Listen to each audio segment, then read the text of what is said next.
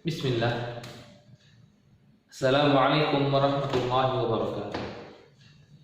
Alhamdulillah hamdan katsiran tayyiban mubarakan fi kama yuhibbu rabbuna wa yarda.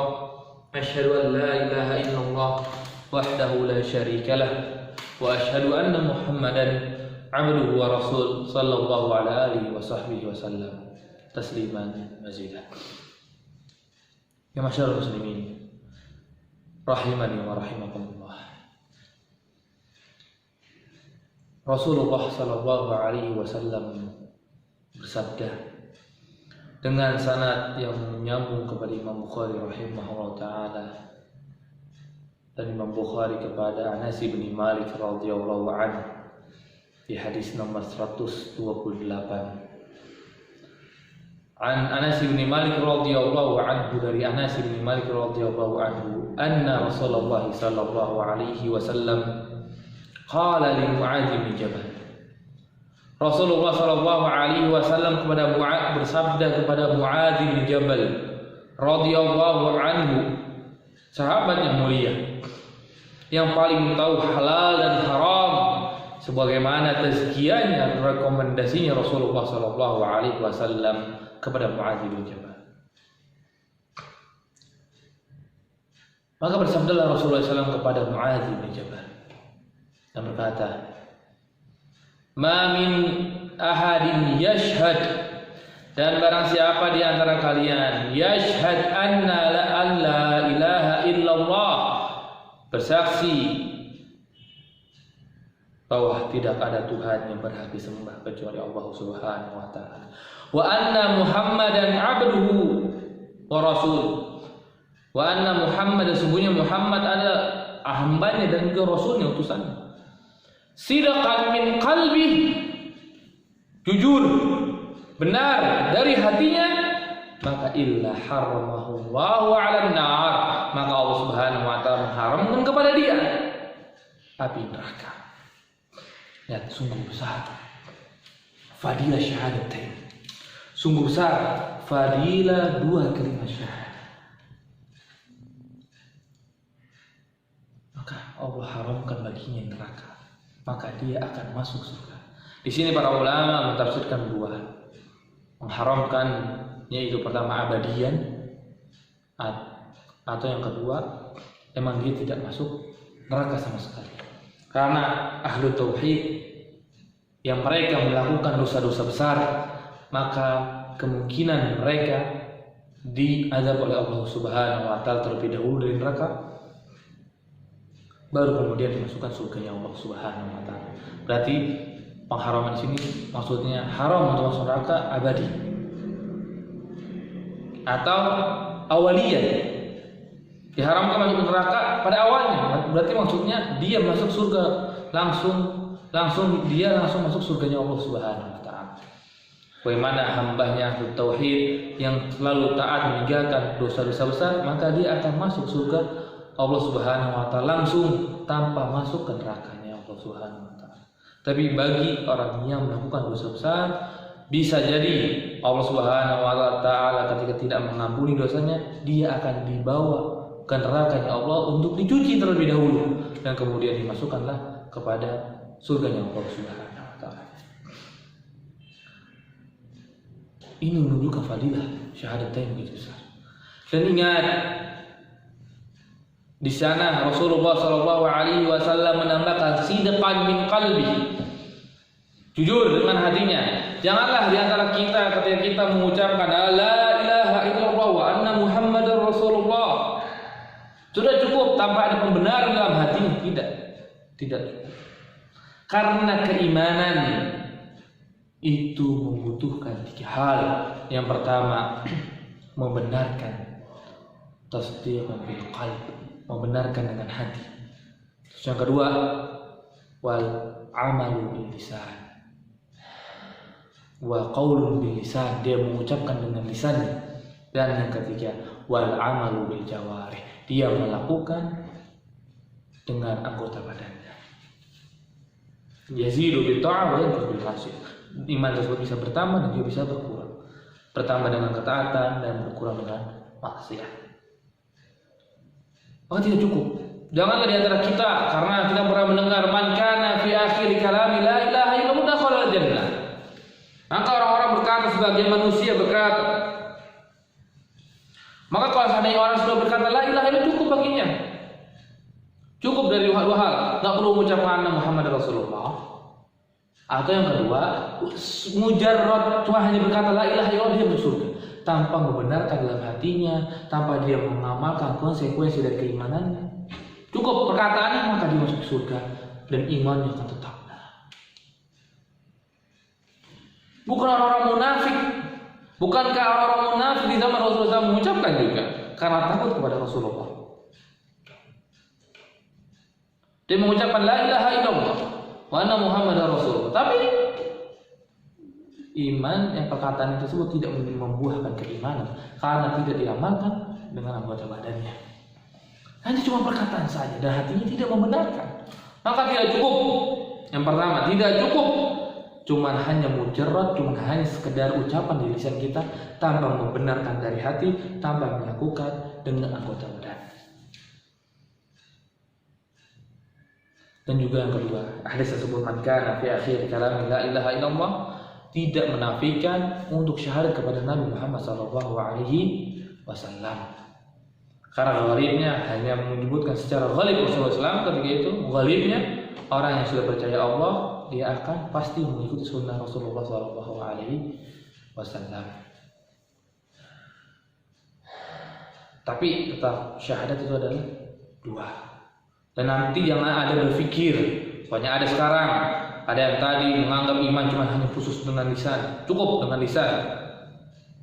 Hatinya mengingkari, amalnya mengingkari, biarkan saja, yang penting lisannya sudah berkata la ilaha illallah. Bahaya sekali. Dan yang kedua, gara-gara salah paham dengan hadis tersebut, tidak mau menggabungkan dengan hadis yang pertama pembahasan kita. Ma min ahadin yashhadu an la ilaha illallah wa anna Muhammadar Rasulullah.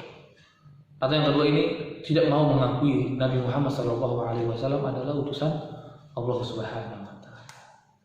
Maka di antara mereka ada yang sampai mereka mengingkari sunnah Nabi SAW dan disebutkan mungkiri sunnah, tidak mau mengikuti sunnah Nabi SAW, dan kelompok tersebut sudah dikabarkan oleh Rasulullah SAW bahwa nanti akan ada, dan muncullah kelompok tersebut di zaman Imam Syafi'i rahimahullah ta'ala. Mereka menolak hadis-hadis Nabi SAW karena menganggap Rasulullah SAW seorang manusia, perkataannya bukanlah wahyu yang bisa dijaga. Maka ketika kita menemukan hadis tersebut, kita jamaklah, kita gabungkanlah dengan riwayat yang lainnya. Seperti hadis yang tadi. Hadis yang pertama kali kita bacakan, ma min ahadin yashhadu an la ilaha illallah wa anna Muhammadar Rasulullah. Selengkap syahadatnya. Makanya Rasulullah berkata, bunyal Islamu ala khamsin. Islam dibangun dari 5 perkara. Pertama, syahadati an la ilaha illallah wa anna Muhammadar Rasulullah. 2 kalimat syahadat. Syahadat kepada Allah dan juga syahadat kepada Nabi Muhammad SAW. Maka barang siapa yang mengucapkan syahadat, benar-benar mengucapkan syahadat yang ikhlas dalam hatinya, jujur dalam hatinya, kemudian selalu dia ucapkan, selalu dia jaharkan, selalu dia nampakkan bahwa dirinya ada seorang muslim, asyhadu an la ilaha illallah wa anna Muhammadar Rasulullah, kemudian dia melakukan konsekuensi dari keimanannya kepada Allah Subhanahu wa Ta'ala, maka dialah orang yang benar-benar melaksanakan tauhid kepada Allah Subhanahu wa Ta'ala. Maka dialah yang benar, yang lebih pantas untuk mengacu pada hadis tersebut. Ma min ahadin yashhadu an la ilaha illallah wa anna Muhammadar Rasulullah sidqan min qalbi illa haramallahu 'alan nar. Maka dialah orang tersebut yang menggabungkan 3 tadi, membenarkan dalam hatinya, mengucapkan dengan lisannya, dan mengamalkan konsekuensi dari keimanannya.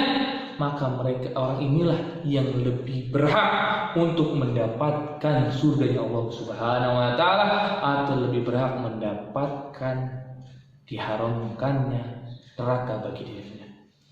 Maka bagi kita berusahalah senantiasa memperbaiki tauhid kita kepada Allah Subhanahu wa taala dan memperbaiki mutaba'ah kita kepada Rasulullah sallallahu alaihi wasallam, dan sampai Allah Subhanahu wa taala menggolongkan kita kepada orang yang bersaksi kepada Allah Subhanahu wa taala dan juga bersaksi kepada Nabi Muhammad sallallahu alaihi wasallam, supaya kita bisa masuk surganya Allah Subhanahu wa taala tanpa mampir terlebih dahulu di nerakanya Allah Subhanahu wa taala.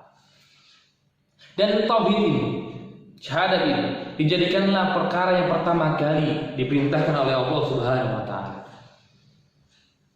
Ketika Mu'adz bin Jabal, sama seperti tadi, ketika Mu'adz bin Jabal sama sahabatnya, ketika Mu'adz bin Jabal ingin berdakwah ke negeri Yaman, diperintahkan oleh Rasulullah sallallahu alaihi wasallam berdakwah ke negeri Yaman, maka Rasulullah SAW bersabda kepada beliau, jadikanlah ij'al ma awwal ma tad'u ilaik, ma tad'u ilaik, jadikanlah apa-apa yang pertama kali engkau seru kepada mereka adalah asyhadu an la ilaha illallah wa anna muhammadar rasulullah.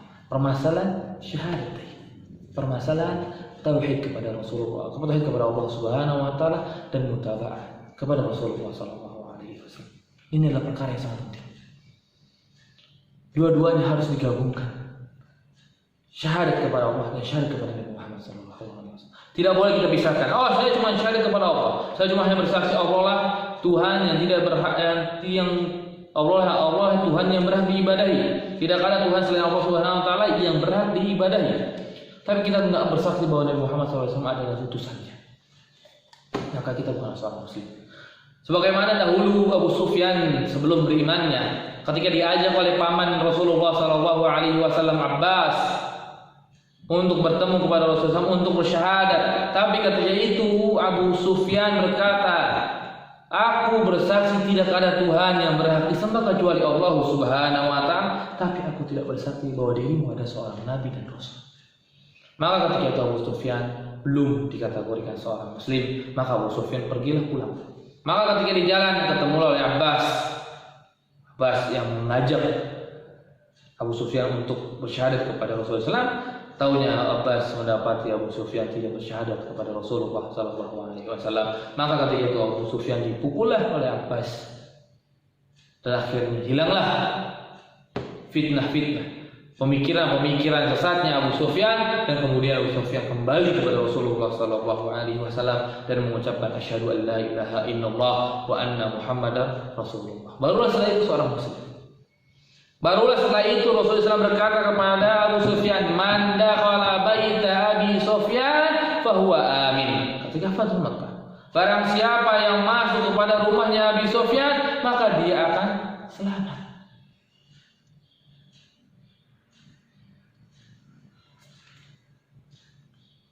Baru ketika Abu Sufyan melaksanakan dua-duanya, syahadat kepada Allah dan syahadat kepada Rasulullah, baru Abu Sufyan dikatakan seorang muslim. Karena dia tidak menggabungkan kedua-duanya, baru dia dikatakan seorang muslim. Baru dia bisa mendapatkan fadilah diharamkan yang neraka pada dirinya. Dan begitu juga dengan kita.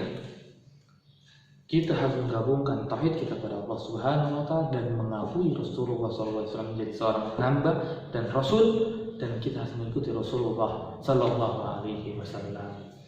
Mudah-mudahan kita termasuk hamba yang senantiasa berusaha untuk selalu mengaplikasikan tauhid kita kepada Allah dan selalu mengaplikasikan mutaba'ah kita kepada Nabi Muhammad sallallahu alaihi wasallam. Wa akhiru da'wana alhamdulillahi rabbil alamin.